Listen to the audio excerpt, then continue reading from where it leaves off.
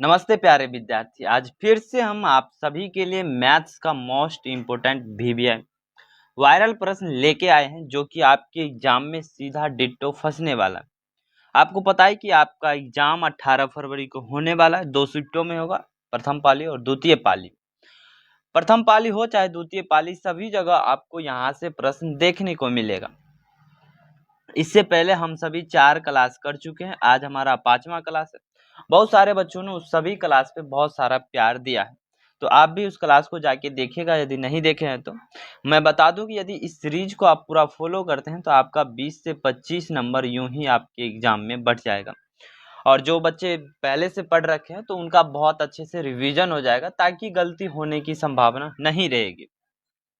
आज का प्रश्न बहुत ही खास है, क्योंकि सभी चैप्टर से लगभग शुरू से 6 सब चैप्टर से लिया गया सभी सवाल है।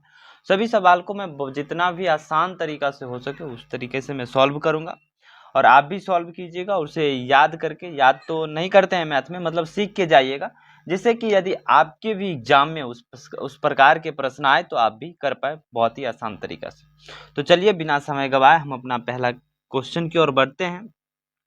उससे पहले यदि आपकी मर्जी हो तो आप चैनल को सब्सक्राइब करके वीडियो को लाइक कर देना और अपने दोस्तों तक शेयर कर देना। साथ ही यदि आपको पीडीएफ चाहिए तो आप चैनल में व्हाट्सएप का लिंक होगा नीचे डिस्क्रिप्शन में, तो वहां से आप फॉलो कर लेना। वहीं पे मैं आपको इस क्लास के बाद इस वीडियो का पीडीएफ, सभी प्रश्न का पीडीएफ मैं वहां पे दे दूंगा। तो बढ़ते हैं हम अपने प्रश्न की ओर। कहता है कि यदि 156 बराबर 2 पे पावर x, 3 पे पावर y और 13 पे पावर z हो तो x plus Y plus Z का मान ज्ञात कीजिए। यानी कि यहाँ सबसे पहले हमें 156 का अभाज्य गुणनखंडन करना होगा, जो कि 2 गुने 3 गुने 13 के रूप में आएगा। तो सबसे पहले हम अभाज्य गुणनखंडन करते हैं 156 का। 156 सबसे पहले 2 से लगाएंगे तो 2 7 14, एक यहाँ पे बच गया तो 2 8 16। फिर 2 से लगाएंगे तो 2 तियाई 6 और एक बच गया तो 2 नमा 18। अब कितना 3 से लग सकता है, तो 3 से लगाएंगे 13 बार में।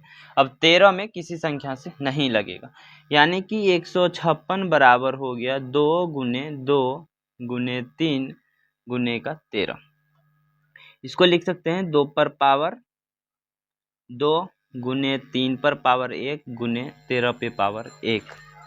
तब यहाँ से आप इसको और इसको कंपैरिजन करेंगे, मिलाएंगे, तो यहाँ से देखेंगे कि ये x बराबर आया आपका 2, y बराबर आया 1 और z बराबर आया 1। अब इस x, y और z के मान को जोड़ना है, तो x y प्लस z बराबर 2 प्लस 1 3 प्लस 1 4। किस ऑप्शन में है, तो ऑप्शन ए आपका सही आंसर हो जाए। बस बहुत आसान सा प्रश्न था। 156 का अभाज्य गुणनखंडन करके 2 13 के रूप में लाया। 2 पे पावर जो था वो x का मान हुआ, 3 पे पावर जो था वो y का मान हुआ और 13 पे पावर जो था वो z का मान हो गया। और फिर मैंने x और y और z को जोड़ दिया तो आंसर निकल गया। अगला प्रश्न की ओर बढ़ते हैं। प्रश्न है 0.3 पर रेकरिंग प्लस 0.4 पे रेकरिंग का सरलतम रूप क्या होगा। सबसे पहले जिस बच्चों को नहीं पता होगा, तो 0.3 पे यदि रेकरिंग है तो इसको हम लिखते हैं। सबसे पहले तो ये आपको 3 लिखना है, और बट्टा में यदि एक संख्या पे रेकरिंग है तो 9, 3 पे पावर 3/9 होगा। ठीक है। उसके बाद उसी प्रकार प्लस में है, 4 पे रेकरिंग है तो 4/9 हो जाएगा। अब बट्टा में दोनों बट्टा सेम है, हर में सेम है, तो ये बट्टा में नीचे सेम ही रहेगा और ऊपर जुट जाएगा, तो 3 + 4 = 7/9। ऑप्शन बी आपका सही आंसर है। एक प्रश्न आपसे भी रहेगा कि यदि 0.3 प्लस 0.3 प्लस 0.3 प्लस 0.4 होता तो इसका आंसर क्या आता, आपको कमेंट में बताना है। 0.3 और 0.4 रहता तो इसका आंसर क्या आता, कमेंट में बताना है। और इसी में आंसर भी छुपा हुआ है, इसमें से किसका कौन सा आंसर होगा वो भी आपको कमेंट में बताना है। बढ़ते हैं अगला प्रश्न, ये तीसरा प्रश्न है। दो संख्याओं का गुणनफल बराबर होता है। तो आप, ये पहला चैप्टर से सवाल है, तो दो संख्याओं का गुणनफल यानी कि मानो कि एक संख्या ए है और दूसरी संख्या बी है, तो ए इंटू बी बराबर होता है HCF। किसके बराबर होता है? बराबर होता है HCF गुने LCM के। किसके बराबर होता है? तो HCF गुने LCM। तो किस में है HCF गुने LCM? तो ऑप्शन सी हमारा आंसर हो जाएगा। ठीक है, ये भी समझ गए। इससे डायरेक्ट यहाँ तो एक फॉर्मूला समझो पूछ लिया, लेकिन इस पे सवाल भी पूछा जाता है हर साल। ठीक है, सवाल भी पूछा जाता है, यह तो 2017 में पूछा गया था। ठीक, अगला प्रश्न कहता है कि यदि बहुपद px बराबर 3x² माइनस x माइनस 4 के शून्यक a एवं b हो तो 3ab का मान है। ठीक है, सबसे पहले आपको कहता है कि ये द्विघात समीकरण दे रखा, उसके शून्यक a और b हो तो 3ab का मान ज्ञात करना है। आपको पता है कि यदि शून्यक अल्फा और बीटा या फिर a और b हो तो ab बराबर होता है, ab अल्फा बीटा है तो ab बराबर होता है c/a। यहाँ से c का वैल्यू कितना है? तो c बराबर यहाँ से है -4 और a बराबर है 3। 4 और 3 है तो c बट्टा a, c बट्टा a नहीं, तो ए बी बराबर हो जाएगा c बट्टा ए होगा। तो c का वैल्यू कितना है? -4 बट्टा a का वैल्यू कितना है? 3। और उसी में यहाँ पे इधर देखो, उसी में 3ab पूछा है, तो इसी में हम 3 से गुना कर देंगे तो -4 बट्टा 3 गुने 3, तो 3 से 3 ये कट गया, बराबर आ गया -4। किस ऑप्शन में है? ऑप्शन सी सही आंसर हो। चौथा प्रश्न था ये, आपके द्विघात बहुपद से था, द्विघात बहुपद से था। अगला प्रश्न कहता है त्रिघात बहुपद का सबसे व्यापक रूप क्या होगा? त्रिघात बहुपद का व्यापक रूप क्या होगा? जब आप बहुपद चैप्टर पढ़े होंगे, मैंने भी पढ़ाया था यूट्यूब पर, बहुत सारे बच्चों ने उस वीडियो को देखा था, तो जब आप द्विघात बहुपद पढ़े होंगे तो वहीं पे आपको त्रिघात बहुपद का व्यापक रूप भी बताया गया होगा। मैं बता दूं क्या होता है। तो त्रिघात बहुपद कह रहा है, त्रि मतलब 3, सबसे ज्यादा पावर जो होगा ax पर पावर 3, इसके बाद अब घटता जाएगा, a के बाद लो b इंटू एक्स पे पावर 2 प्लस, उसके बाद b के बाद क्या आता है c पे 2 था पावर, तो यहाँ x पे 1 पावर होगा जो कि छुपा रहता है तो 1 नहीं लिखते हैं, प्लस अब 1 था तो 0 मतलब कि नहीं होगा, तो यानी कि d, यानी कि ax³ plus bx plus cx bx² plus cx plus d, ये हो जाएगा त्रिघात बहुपद का व्यापक रूप। इस ऑप्शन में है तो ऑप्शन सी आपका सही आंसर। यहीं पे देखो ऑप्शन ए में यह द्विघात बहुपद का व्यापक रूप दे रखा है। यह किस बहुपद का? तो यह द्विघात बहुपद का व्यापक रूप दे रखा है। ठीक है, ऑप्शन सी में त्रिघात बहुपद का व्यापक रूप है और ऑप्शन ए में द्विघात बहुपद का व्यापक रूप दे रखा। और ये सवाल भी हर साल बार बार पूछा जाता है, 2011 में पूछा गया था, 2023 में भी पूछा गया था। ठीक है, आगे की ओर बढ़ते हैं।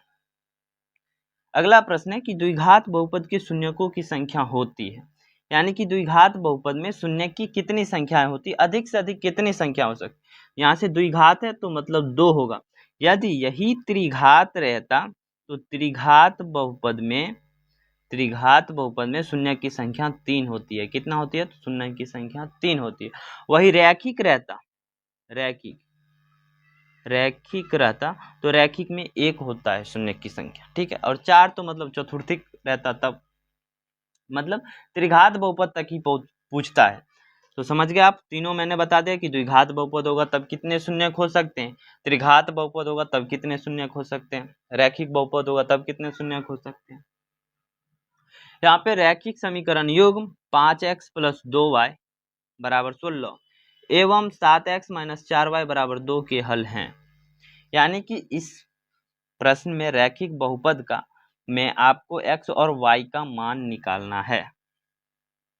2 चर राशि दे रखा है x और y, तो आपको x और y का मान निकालना। देखो पहले लिखेंगे 5x प्लस 2y बराबर का 16। ठीक है, यहीं पे 7x माइनस 4y बराबर का 2। अब हम क्या करेंगे, या तो x को बराबर कर लेंगे या फिर y को बराबर कर लेंगे।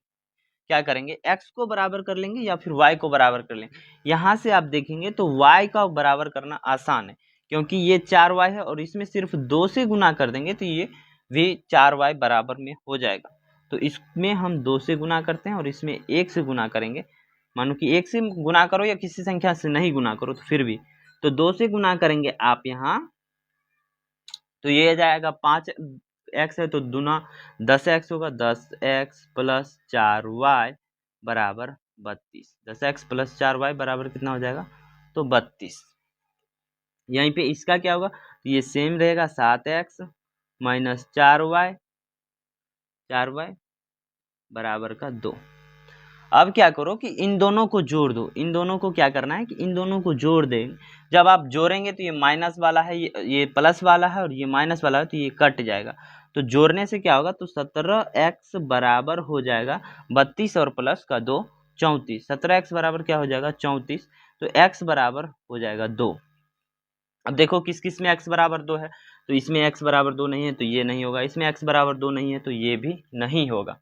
अब x का मान 2 किसी समीकरण में रखो, x मान 2 किसी समीकरण में रखेंगे तो फिर हमें y का मान निकल जाएगा। ठीक है, x बराबर 2 निकल गया। अब हम इसको मिटाते हैं फिर बताएंगे कि y कैसे निकालेंगे। अब देखो समीकरण क्या था, पहला ही समीकरण लेते हैं 5x प्लस 2y बराबर का 16। यहाँ से x का वैल्यू में कितना निकला था, तो 2, तो 5 गुने 2 प्लस 2y बराबर का 16। तो ये हो जाएगा 2y, ये 10 था तो 10, ये 5 और 2 का गुना होगा तो 10, तो 2y बराबर हो जाएगा 16 माइनस 10, 16 माइनस 10 तो बराबर हो जाएगा 6। तो 2y बराबर हो जाएगा, यहाँ से देखो एक मिनट रुकना, हाँ, तो 2y बराबर हो जाएगा 6 और y बराबर हो जाएगा 3। किस ऑप्शन में है y बराबर 3, तो x बराबर 2 और y बराबर 3 ऑप्शन ए में है। तो यही आपका सही आंसर होने वाला है। ठीक है, और होगा भी।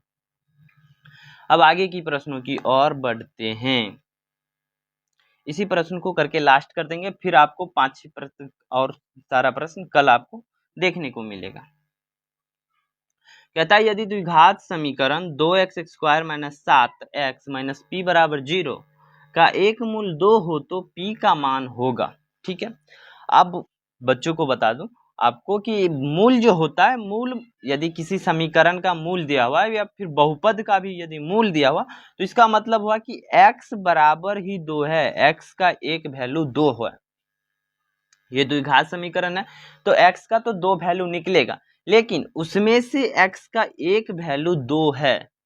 ठीक है, तो अब आपको क्या करना है कि यहाँ पे x के जगह पे 2 रखना है। x के जगह पे इसमें 2 रखेंगे तो पहले लिखो 2, एक मिनट थोड़ा, हाँ, पहले 2x square minus 7x minus P बराबर 0 है। अब 2 के जगह पे x की जगह पे 2 रखो तो 2 गुने 2 का square minus 7x minus P बराबर का 0 बराबर का 0। तो ये देखो 2 दूनी 4 होगा, 2 गुने 4 माइनस 7x माइनस पी। ओ x के जो यहाँ पे भी तो 7x था तो यहाँ पे भी तो हमें 2 रखना है ना, यहाँ पे भी, एक मिनट, यहाँ पे भी हम 2 रखेंगे। क्या रखना है हमें, यहाँ पे भी 2 रखेंगे, 7 गुने 2। ठीक है, तो ये हो जाएगा 2 4 2 चौके 8 माइनस 7 दूनी 14 माइनस का p बराबर 0। यहाँ से हो गया। अब 4 दूनी 8 हुआ, 8 माइनस 14 बराबर, ये माइनस में p है तो इधर आएगा बराबर के p, तो p बराबर हो जाएगा माइनस 8 नहीं होगा, 4 दूनी 2 दूनी 4 दूनी 8 और 7 दूनी 14, ये यहाँ पे 14 ही होगा ना, यहाँ पे 14 होगा। ठीक है, तो 14, तो 8 और 6 यहाँ की माइनस का 6 होगा। p का वैल्यू क्या हो जाएगा, माइनस का 6। ऑप्शन सी आपका सही आंसर होगा। तो हमें उम्मीद है कि आप सभी को यह वीडियो, यह सभी प्रश्न अच्छा लगा होगा और आपके एग्जाम के लिए इम्पोर्टेंट था। अच्छा लगे या ना लगे, करके जाना है, क्योंकि आपके एग्जाम में ऐसे सवाल आते हैं। तो ऐसे सवाल का यदि आप अभी से प्रैक्टिस करके जाएंगे तो आप एग्जाम में बहुत ही बेहतर परफॉर्म करेंगे। तो मिलते हैं फिर से कल के वीडियोज में, या फिर इसके बाद आपको साइंस का भी वीडियो, विज्ञान का भी वीडियो देखने को मिलेगा, तो उसे भी देखिएगा। ठीक है, धन्यवाद।